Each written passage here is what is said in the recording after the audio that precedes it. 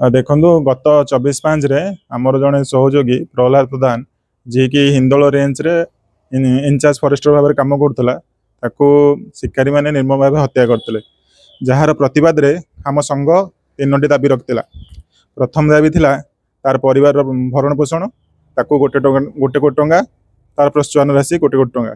द्वितीय थिला आमे माने केमिति आमर इन्शुरांसटा जो इन्शुरांसटा प्रति फील्ड कर्मचारी जी भी कम कर किसी घटना घटिले से केमिति इन्शुरांस गोटे कोटी टंका पाई परिबे सेटा द्वितीय थिला। आ गोटे तृतीय थिला आमर फॉरेस्ट कमिशन से कमिशन गठन हेले आमर जहाँ असुविधा आम कमिशन माध्यम सरकार को जन पारू किंतु आज पर्यंत सरकार आमर कौन दाबी शुणी ना तेणुक आम आज 15 तारिख रु 22 तारिख पर्यंत कला बैच परिधान करुँ।